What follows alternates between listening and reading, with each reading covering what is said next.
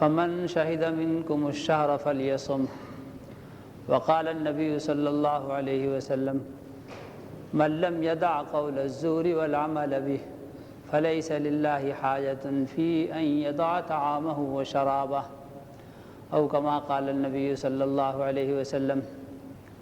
میں نے ابتدا میں یہ بات عرض کی تھی روزے کے مضمون سے متعلق کہ حق تعالی شانہ بندوں کے ساتھ کریم ہے، رحیم ہیں، وہ شفقت اور مہربانی کا معاملہ کرتے ہیں بندوں کے ساتھ، اور انہوں نے کسی بھی معاملے میں ایسا نہیں کیا کہ بندوں پر کوئی فرض عائد کر دیا ہو کہ تم یہ کام کر کے لاؤ اور پھر اس کام کے کرنے کا طریقہ نہ بتایا ہو، اس کا طریقہ بھی بتایا ہے، اور یہ کہ اس کام میں بہت ساری سہولتیں بھی پیدا فرمائی ہیں اور اس کام کا بہت زیادہ اجر و انعام بھی مقرر کیا ہے۔ اللہ نے دین دیا ہے کہ اس کے موافق تم زندگی گزار کے آؤ، اور اس میں سب کچھ ہے، صرف نماز پڑھنا نہیں ہے، اس میں رہن سہن ہے، معاشرت ہے، معاملات ہیں، اخلاق ہیں، اس میں پڑوسی ہیں، ماں باپ ہیں، جانوروں تک کے حقوق ہیں، غرضے کے بہت کچھ۔ اب یہ سب کچھ آدمی کرنے والا کیسے بنے؟ ایک عامی آدمی کے ذہن میں جب یہ سب چیزیں اس کے سامنے لائی جاتی ہیں تو اس کے ذہن میں ایک خاکہ آتا ہے کہ یار بڑی مشکل میں ڈال دیا مولوی صاحب نے، اتنا بڑا جبل احد کون اٹھائے گا، مشکل میں پڑ جاتا ہے۔ میرے محترم دوستوں اور بزرگوں، کوئی بھی کام اس وقت تک مشکل ہے جب تک اس کو کیا نہ جائے اور جب تک آدمی اس میں چلے نہیں، وہ کام دنیا کا ہو دین کا ہو، ابتدائی طور پر بہت مشکل معلوم ہوتا ہے۔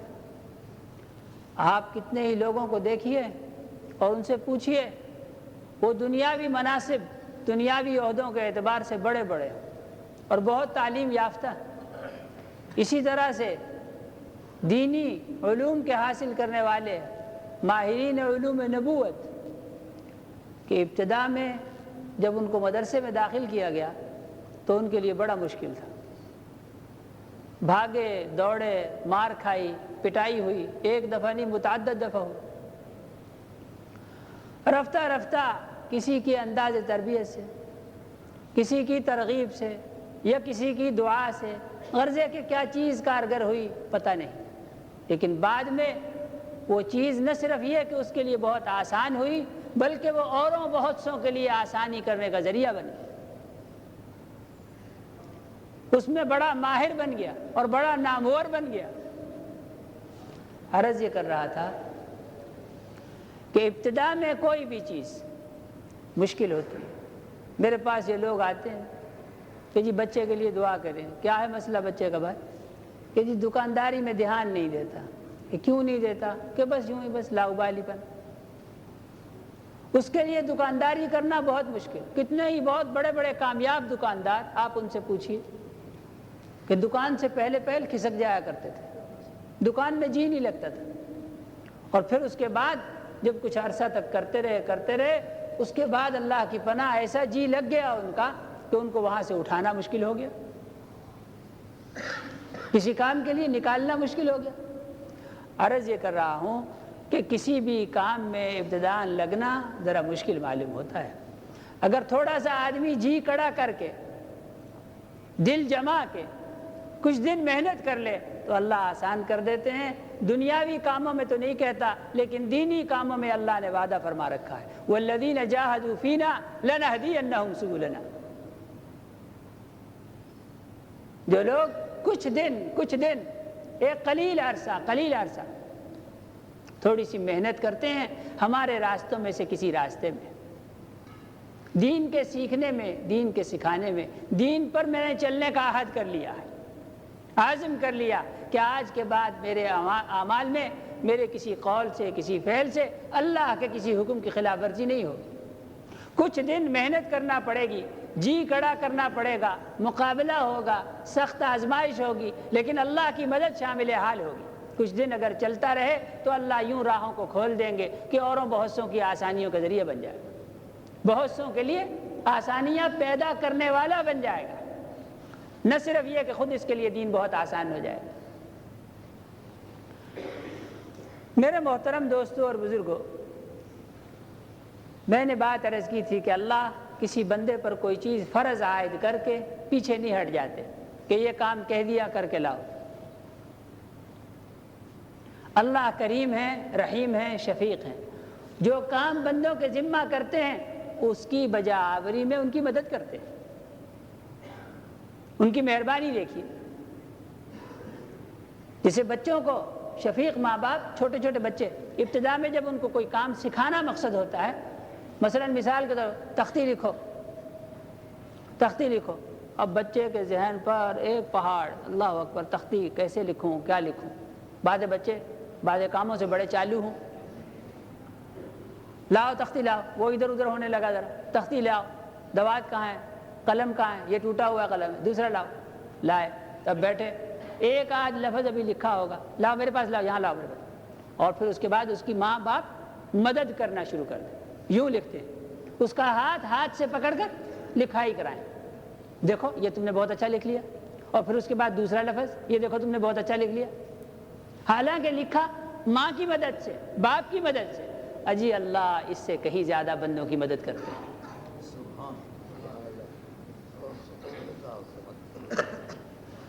میرے محترم دوستوں اور بزرگوں، اللہ نے دین بندوں پر فرض کیا، طریقہ زندگی عطا کیا کہ یہ طریقہ زندگی ہے، تمہارا رہن سہن، تمہاری بول چال، تمہارا کھانا کمانا، خرچ کرنا یوں ہوگا۔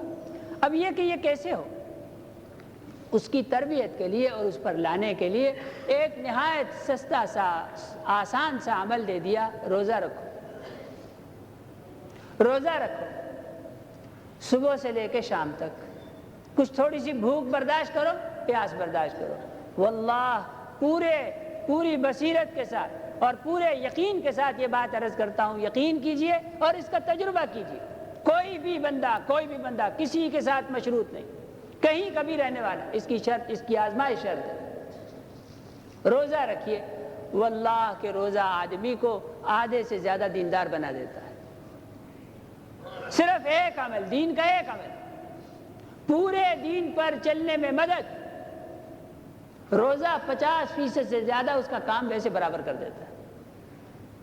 اب بتائیے کہ جو آدمی جس کا جتنا نصاب ہے، جس آدمی کا جتنا نصاب ہے، فرض کیجئے کہ اگر کسی آدمی کو 16 سال تک پڑھانا ہے، 16 سال تک پڑھانا ہے، اس کو ایم اے کرانا ہے، 16 سال کی پڑھائی میں سے آدھی پڑھائی گویا 8ویں جماعت تک اس کو ایک آن میں پڑھا دیں آپ، اب باقی کا کام کیا کسی کے لیے مشکل ہوگا؟ مشکل تو بھائی پہلی ہوتی ہے، دوسری ہوتی ہے، تیسری تک مشکل ہوتا ہے، زیادہ سے زیادہ کہہ لیجئے کہ 6ٹھی 7ویں تک مشکل ہوتا ہے، اس کے بعد تو جو بچے اللہ کرے چل جاتے ہیں سو چل جاتے ہیں، اس کے بعد تو کوئی مشکل نہیں ہوتی۔ آدھے سے زیادہ کام روزہ کر دیتا ہے اس کا۔ جناب رسول اللہ صلی اللہ علیہ وسلم نے ارشاد فرمایا کہ شیطان آدمی کے اندر ایسے چلتا ہے جیسے خون کہاں کہاں نہیں پہنچتا، باریک سے باریک ترین ریشوں میں سے گزرتا ہے اور ان کے پاس کو ہو کے گزرتا ہے، اور وہ باریک سے باریک ترین ریشے، دھاگے کے جیسے ریشے اس خون کی روانی دوانی کے ساتھ ہی زندہ ہیں اور موجود ہیں اور کام کر رہے ہیں۔ کہ ان الشیطان یجری من الانسان مجری الدم، شیطان آدمی کے اندر ایسے چلتا ہے جیسے خون چلتا ہے۔ فرمایا کہ اس کے راستوں کو بھوک کے ذریعے بند کر دو، بھوک کے ذریعے اس کے راستوں کو بند کر دو، اس کی چلت پھرت میں رکاوٹیں ڈال دو۔ جب اس کی چلت پھرت اندر رک جاوے گی تو خامخواہ تمہارا نیک اعمال کرنے کو جی چاہے گا، اس کی چلت پھرت کی نحوست سے بچ جاؤ گے۔ یہ جو اعضاء بھاری ہو جاتے ہیں نماز کے وقت میں، تلاوت کے وقت میں، ایک آدمی بڑی مشکل سے اٹھتا ہے کہ وضو کرتا ہوں یار، نماز قرآن شریف پڑھ لے تھوڑا، رمضان شریف ہے، وضو کر لیا، وضو کر کے آیا 2 رکعت بھی پہلے پڑھ لو، بہت مبارک بھائی، پڑھ لو 2 رکعت پڑھ لو، اب کچھ دیر بیٹھا ہوا ہے، اٹھا نہیں جا رہا اس سے، بس ایسے جی نہیں چاہ رہا، کسلان، زعلان، سستی، بے حد۔ قرآن شریف سامنے تو ہے الماری میں، اٹھا رہے ہیں، حتیٰ کہ وہاں سے اٹھا لیا، کھول لیا، رکھ لیا، اب اس کے بعد پھر وہی بات، پڑھنے کو جی نہیں چاہ رہا، پڑھنے کی طرف طبیعت نہیں آ رہی۔ میرے محترم دوستو اور بزرگوں، یہ کیا ہے؟ یہ وہی شیطانی اور نفسانی نحوست ہے، نحوست۔ یہ نحوست تم سے دور ہو جائے گی، تھوڑا سا بھوک برداشت کرو، کچھ بھوک برداشت کرو اللہ کے لیے۔ میرے محترم دوستو اور بزرگوں، روزے کا میں نے فائدہ عرض کیا کہ آدمی کا 50% سے زیادہ دین صرف ایک عمل روزے سے مکمل ہو جاتا ہے۔ لیکن حضرت شیخ رحمۃ اللہ علیہ نے اس جملے کو متعدد دفعہ دہرایا فضائل رمضان میں کہ روزہ روزہ تو ہو۔ کیا فرماتے ہیں؟ فرما رہے بھائی روزہ، یہ سب کچھ تب ہے جب کہ روزہ روزہ ہو، یوں ہی کاروائی نہ ہو۔ ایک ہو کام کرنا اور ایک ہو کاروائی ڈالنا، دونوں میں بڑا فرق ہے، زمین آسمان کا فرق۔ اجی کجا خود اپنے ہاتھ سے یا کسی محبت کرنے والی بیوی یا بیٹی کے ہاتھ سے کسی کام کا ہونا کہ وہ اپنے بھائی کے کپڑے استری کر رہی ہے، اپنے باپ کا کام کر رہی ہے، اپنے محبت کرنے والے خامد کا کام کر رہی ہے، اور کجا وہ نوکرانی جس نے 3-4 گھر پکڑے ہوئے ہیں، آئی اور گئی آندھی کی طرح سے، ایسے بگولے کی طرح آوے اور جاوے۔ کاروائی ڈال، کاروائی نہ۔ ایک ہو کسی کام میں، کام کا محبت سے کرنا، دھیان سے کرنا، دل جمعی سے کرنا اور اس کے آداب کا خیال رکھنا، اور ایک ہو یوں ہی، وہاں کہاں آداب ہوتے ہیں، کہاں سنتوں کی رعایت ہوتی ہے، کہاں مستحبات کی رعایت ہوتی ہے۔ جس سنتوں اور مستحبات کو چھوڑیے، فرائض اور واجبات کا دھیان نہیں ہوتا۔ کپڑوں کو پاک تک نہیں کرتی، اور اللہ کی شان وہ ایسے ہی کپڑے یوں ہی ڈھکوس لے۔ ان کے پاک کیے ہوئے کپڑے، ان لوگوں کے پاک کیے ہوئے کپڑے جن کو کپڑے پاک کرنے کی تربیت نہیں دی گئی، اور اس کے ساتھ نماز پڑھتے ہیں بڑے خشوع و خضوع کے ساتھ، ناپاک کپڑوں کے ساتھ، اللہ کی پناہ۔ خیر، عرض کر رہا ہوں کہ کاروائی ڈالنا اور ایک ہو کام کرنا دل جمعی کے ساتھ۔ کام ہونا جی، روزے کو کام کی طرح سے کیا جاوے اگر، تو واقعاتی طور پر روزہ زبردست انقلاب لاتا ہے۔ اور انقلاب حکومتوں کے بدلنے کو نہیں کہتے، دلوں کے بدلنے کو کہتے ہیں۔ انقلاب دلوں کے بدلنے کو کہتے ہیں، کسی کا دل بدل جائے، معصیت سے ہٹ کر طاعت کی طرف آ جائے۔ بہت لوگ ہماری گلیوں میں، محلوں میں، بازاروں میں آپ کو ایسے ملیں گے، وہ کہیں کہ یا فلاں وقت تک، 1982 تک، 1984 تک، 87 تک، فلاں کوئی اپنی تاریخ بتائیں گے کہ میں فلاں کام میں تھا، بس یوں ہی بیٹھے بیٹھے خیال آیا، اور اس دن سے لے کے آج تک دوبارہ کبھی اس کا راستہ نہیں تکا، کبھی اس کی طرف منہ نہیں کیا، اور دل ہی نہیں آیا۔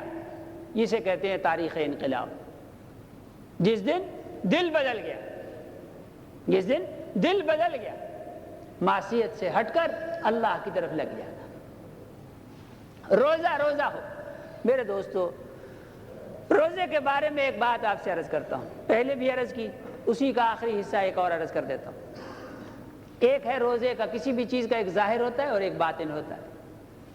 روزے کا ظاہر یہ ہے کہ صبح سویرے، صبح صادق سے پہلے کھا پی لو جو کچھ بھی کھانا پینا ہے، اور صبح صادق کے بعد سے لے کے غروب آفتاب تک کھانے سے، پینے سے، جماع کرنے سے روکا جائے، خواہشات نفسانیہ کو روک دیا جائے۔ یہ سب وہ چیزیں تھیں جو حلال تھیں اور اللہ کے امر کی وجہ سے حرام کر دی اپنے اوپر، حرام ہے اب، اور شام کو پھر ان کی حلت ہو جائے گی، اپنے وقت مقرر پر پھر وہ حلال ہے۔ صبر کرنا، جناب رسول اللہ صلی اللہ علیہ وسلم نے اس مہینے کو جو فرمایا کہ یہ ہمدردی کا مہینہ ہے، غمخواری کا مہینہ ہے، اور یہ شہر مبارک شہر ہے، برکتوں والا مہینہ ہے، اور یہ عظمت والا مہینہ ہے، اسی حدیث میں یہ بھی فرمایا کہ یہ صبر کا مہینہ ہے، یہ صبر کا مہینہ ہے۔ صبر میرے دوستو کھانے سے، پینے سے اور خواہشات نفسانیہ سے، صبح سے لے کے شام تک، صبح سے لے کے شام تک اپنے آپ کو روکے رکھنا. لیکن جناب رسول اللہ صلی اللہ علیہ وسلم نے اسے مہینہ صبر کا قرار دیا ہے، صبر کا مہینہ. صرف صبح سے لے کے شام تک صبر کرنا نہیں، صبح سے لے کے شام تک عملی اس کی مشق ہے، اور باقی وقت کو بھی تقریباً ویسے ہی گزارنا، تقریباً ویسے ہی گزارنا. تو یوں ہوگا اگر ایک آدمی صبح سے لے کے شام تک مکمل پرہیز اور شام سے لے کے صبح تک قدرے پرہیز کے ساتھ گزارے، چند لقمے، اور صبح سحری میں بھی چند لقمے، اور رات بھی جہاں تک ہو سکے خواہشات نفسانیہ سے اپنے آپ کو روکنا. صبر کا مہینہ یوں پورا ہوگا، صبر کا مہینہ یوں پورا ہوگا. اور اگر یہ صبر کا مہینہ واقعاتی طور پر صبر کے ساتھ پورا ہو جائے تو 11 مہینے اللہ کی نافرمانی کے مقابلے میں صبر کرنے کی قوت اور ہمت پیدا ہو جائے گی، ہمت اور قوت پیدا ہو جائے گی. وہ جو میں نے حضرت شیخ رحمۃ اللہ علیہ کا جملہ نقل کیا کہ ہر بات متعدد جگہ باتوں کے بعد فرماتے ہیں یہ سب کچھ تب ہے جبکہ روزہ روزہ ہو، جبکہ روزہ روزہ ہو. وہ کیا بات ہے سب سے زیادہ خرابی کرنے والی میرے دوستو؟ وہ یہ ہے کہ سحری کے وقت میں بھی ندیدوں کی طرح سے کہ خدا جانے کتنے مہینوں کی سفر پر جا رہے ہیں جیسے. ارے بھائی 12 گھنٹے کے بعد زیادہ سے زیادہ افطار ہو جائے گا جیسے کہ ہوتا ہے. زندگی میں کوئی پہلی دفعہ روزہ رکھ رہے ہیں کیا؟ پہلے بھی ہوتا رہا ہے اور ساری دنیا رکھتی ہے، آج تک روزہ رکھنے سے کبھی کوئی نہیں مرا. ہم نے بھی پہلے بہت رکھے، کبھی نہیں مرے، اب بھی نہیں مریں گے انشاءاللہ. اگر 1-2 لقمے کم کھاویں تو کیا مصیبت آ جائے گی؟ مصیبت نہیں آ جائے گی میرے دوستو، نعمتیں حاصل ہوں گی، نعمتیں حاصل ہوں گی. اور ایک نہیں، سینکڑوں ہزاروں لاکھوں نعمتوں کا دروازہ کھل جائے گا. صرف 2 لقمے زائد کھانا اور اپنے اوپر نعمتوں کا دروازہ بند کرنا، یہ کون سی عقل مندی ہے؟ روزے کا مقصد فوت ہو جاتا ہے صاحب، روزے کا مقصد فوت ہو جاتا ہے. ابتدا میں بھی خوب بھرائی کر لی، ایسی بھرائی کہ اللہ کی پناہ، توبہ توبہ، خوب بھر لیا، خوب بھر لیا. اور یقین مانیے کہ شام تک کچھ نیچے تو وہ ہو گیا، لیکن جس چیز کو بھوک کہیں نا، بھوک، ہاں نعمت ہے، بھوک لگنا بھی اللہ کی نعمت ہے. پوچھو ان لوگوں سے جن کو نہیں لگتی بیچاروں، بھوک لگنا بھی اللہ کی نعمت. لیکن جب میں عرض کر رہا ہوں جسے بھوک کہیں نا، بھوک نام کی کوئی چیز شام تک بھی پیدا نہیں ہوتی، صبح اتنی بھرائی ہو چکی.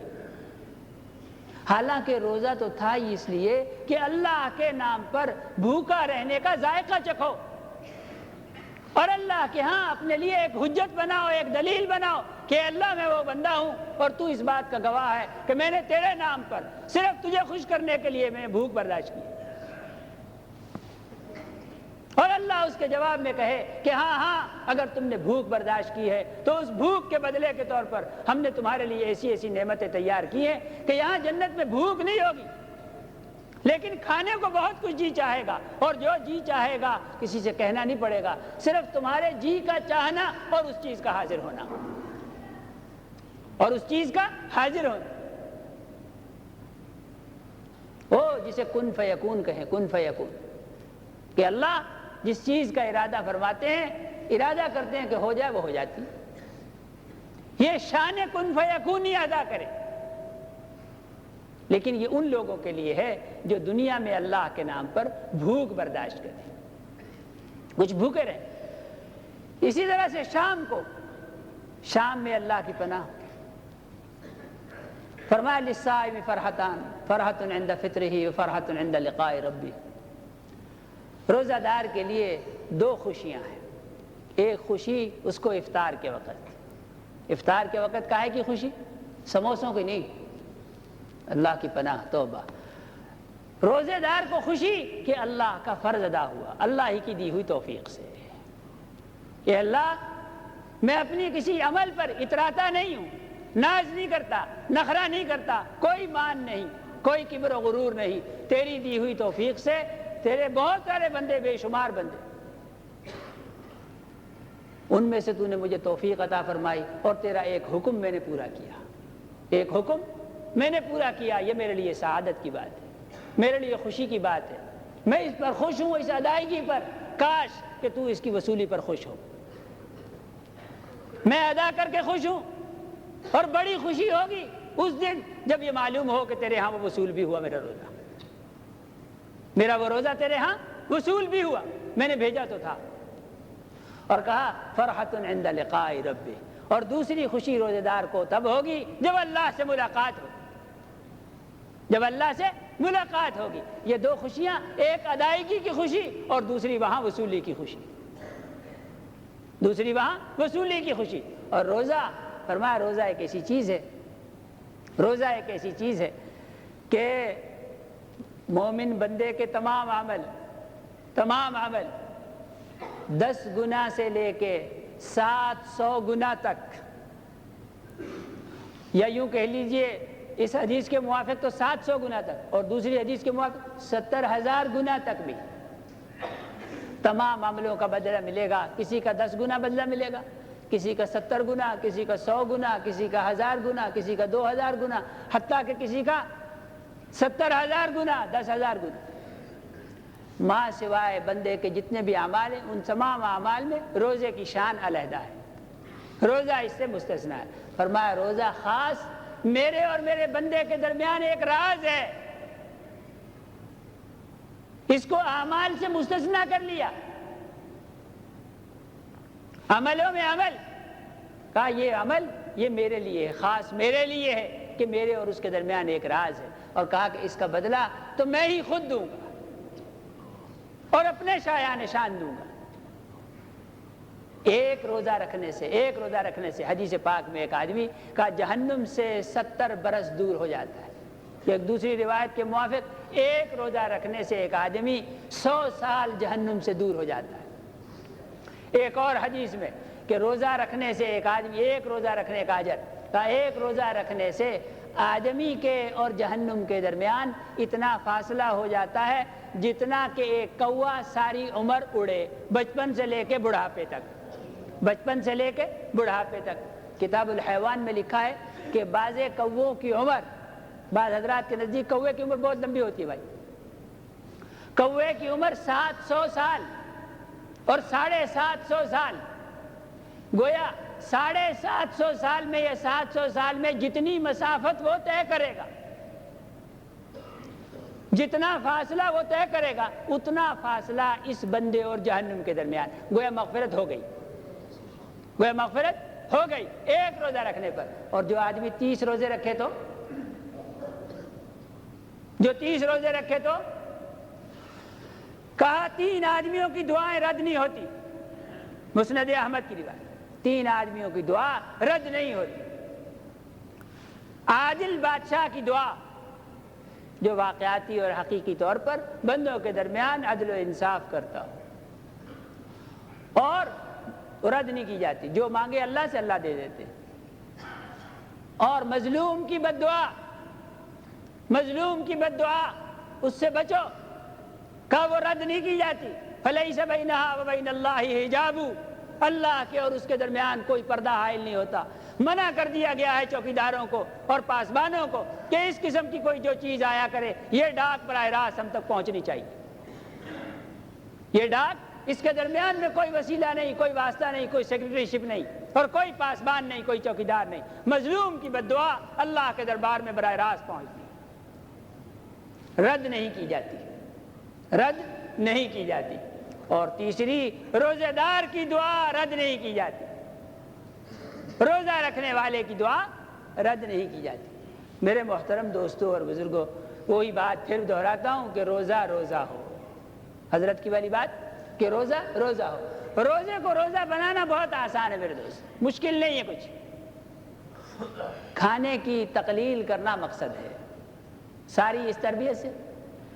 خواہشات نفسانیہ سے جو آدمی رک جاوے، خواہشات نفسانیہ سے جو آدمی رک جائے، میرے دوستو دنیا بھی اس کی ہے، آخرت بھی اس کی ہے، یقین مانیے سب کچھ اس کے پیروں میں۔ خواہشات نفسانیہ سے رک جانا یہی تسخیر عالم ہے، تسخیر عالم، تسخیر عالم کا قانون ہے۔ دنیا اس کے پیروں میں اور جنت اس کی منتظر، بہت سے وہ لوگ جو جنت کے لیے دعا کیا کریں، اور زمین پر کچھ وہ لوگ بھی جن کے لیے جنت دعا کیا کرے کہ اللہ یہ بندہ مجھے ضرور دینا، اے اللہ یہ بندہ مجھے ضرور دینا۔ جنت ان کی منتظر اور جنت ان کے لیے دعا گو۔ انہیں جنت میں جانے کا دھیان اتنا نہیں ہے جتنا جنت کو انہیں اپنے اندر لینے کا دھیان ہے اور دعا ہے۔ تھوڑا سا کھانا کم کرنا، تھوڑا سا کھانا کم کرنا میرے دوستو، سحری کے وقت میں بھی اور افطاری کے وقت میں بھی۔ دنیا جنت بن سکتی ہے میرے دوستو، اس تھوڑے سے ایک عمل ہی اگر قابو میں آ جائے، روزوں میں نہیں، صرف روزے میں تو اس کی مشق کرنی ہے اور سارے سال میں اس کو لے جانا ہے کہ کھانا کم کرنا ہے۔ یہی دو وجہ تمام لوگوں کا اتفاق ہے کہ 99% امراض کی وجہ زیادہ کھانا اور زیادہ جنسی جذبہ ہے۔ ہسپتالوں کی ساری رونق یہی دسترخوانوں کی رونق سے قائم ہے۔ دسترخوانوں پہ جو بے اعتدالی ہوتی ہے انجام اس کا ہسپتال ہوتا ہے۔ جیلوں کی ساری رونق یہ جرائم، دونوں چیزیں عقل کو کم کرتی ہیں، زیادہ کھانا بھی زیادہ جنسی جذبہ بھی، اور جب عقل کم ہوگی تو جھگڑے زیادہ ہوں گے۔ اگر طاقتور ہے تو بیل بن جائے گا، لوگوں کو مارتا پھرے ادھر ادھر جھگڑا پھڈا، اور اگر کمزور ہے تو گدھا بن جائے گا، لوگ اس پر لا دیں گے بوجھ، اور عقل کام نہیں کرے گی کہ میں اس سے کیسے نکلوں، جیسے گدھے کی کام نہیں کرتی کہ میں اس سے کیسے نکلوں، کام نہیں کرے گی، کند ذہن بنا دیتی ہے میرے دوست۔ دل پر بھی پردہ آ جاتا ہے، دماغ پر بھی پردہ آ جاتا ہے، اور سب سے بڑی بدبختی کی بات یہ کہ اللہ اور بندے کے درمیان پردہ ہوتا ہے۔ کوئی آدمی اللہ سے بے حجاب ملنا چاہے، وہ دعا مانگے اور اسے اس بات کا یقین ہو کہ میرا رب میری دعا کو سن رہا ہے، اس نے مجھے کہا تھا کہ مانگ، میں نے اس کا حکم پورا کر دیا، اور پھر اس کے بعد اس نے وعدہ کیا تھا میں قبول کر لوں گا، ادعونی استجب لکم، مجھ سے مانگو میں قبول کروں گا۔ مانگنے کے لیے ہم بیٹھ گئے، قبول کرنا تیرے ذمہ رہا، تو نے وعدہ کیا ہے اور تو وعدہ خلافی نہیں کرتا۔ یہ شان، یہ بات، یہ قوت، یہ طاقت میرے دوستو چند لقمے کم کرنے سے، بہت زیادہ اگر اس کو نہ بھرا جائے تو دل میں ایک زندگی پیدا ہوگی واللہ کہ بھرے ہوئے پیٹوں والے دلوں کی اس زندگی سے قطعی نہ آشنا ہے، قطعی نہ آشنا۔ انہیں معلوم ہی نہیں کہ دل کی زندگی کیا ہوتی ہے، انہیں معلوم نہیں زندہ دماغ کیا ہوتا ہے۔ وہ جیسے کسی نے کہا دل کی آزادی شہنشاہی، شکم سامان موت، فیصلہ تیرا تیرے ہاتھوں میں ہے۔ کہ جو میرے محترم دوستوں اور بزرگوں، تھوڑا سا کھانے کو کم کرنا، یہ تو ہوا ظاہری روزہ، اور باطنی یہ ہے میرے دوستوں کہ اس کو بچایا جاوے، کان کا بھی روزہ اور زبان کا بھی روزہ اور نگاہ کا بھی روزہ۔ اس کے لیے ایک حدیث نقل کرتا ہوں کہ رمضان آدمی پر گواہی دے گا، اور قرآن بھی اللہ کا، وہ بھی آدمی پر گواہی دے گا۔ کہا رمضان گواہی دے گا، رمضان اللہ کی عدالت میں گواہی دے گا جب اولین و آخرین سب جمع ہوں کہ فلاں آدمی نیک بخت ہو گیا، نیک بختی اس کے لیے مقدر ہوئی، اور فلاں آدمی بدبخت ہو گیا۔ رمضان گواہی دے گا کہ اللہ میں اس کے ہاں گیا تھا اور اس نے میرے احترام میں کھانا پینا اور خواہشات نفسانیہ کو چھوڑ دیا تھا، خواہشات نفسانیہ سے یہ باز رہا تھا، اس لیے اس کی مغفرت کیجیے۔ چنانچہ اللہ اس کی شفاعت کو قبول فرمائیں گے اور اس کی مغفرت کی جائے گی۔ اسی طرح سے رمضان بھی گواہی دے گا کہ اللہ رمضان میں یہ قرآن سننے کے لیے کھڑا ہوا، باوجود ہے کہ بھوک نے، روزے نے، کام کاج نے اس کو نحیف کیا تھا، کمزور کیا تھا، کھڑا ہونے کی اس میں طاقت نہیں تھی، اور نیند کی اس کو بڑی چاہت تھی، رغبت تھی، ضرورت تھی، لیکن اس کے باوجود یہ تیرا کلام سننے کی غرض سے کھڑا ہوا۔ اے اللہ میں اس کا گواہ ہوں، قرآن کہے گا کہ میں اس کا گواہ ہوں، اے اللہ اس کی مغفرت کر، اور اللہ اس کی سفارش کو قبول کریں گے اور اس کے لیے جنت لکھ دی جائے گی، جنت واجب کی جائے گی۔ میرے محترم دوستوں اور بزرگوں، منظر کچھ ایسا معلوم ہوتا ہے کہ آوازیں لگیں گی، اللہ کی پناہ اس ظلم کے نظام سے. یہ جو عدالت جسے کہیں، جس کو عدالت کہا کرے، آواز لگتی ہے فلان گناہ میں فلان، وہاں بھی کچھ ایسی آواز لگے کہ مقدمہ رمضان بنا میں فلان، فلاں مسلمان، مقدمہ رمضان بنا میں فلاں مسلمان. اور وہ یوں مقدمے میں یہ ہو کہ ہاں اے اللہ اس نے کھانا پینا چھوڑا تھا، خواہشات نفسانیہ میں سے بھی بعض سے باز رہا تھا،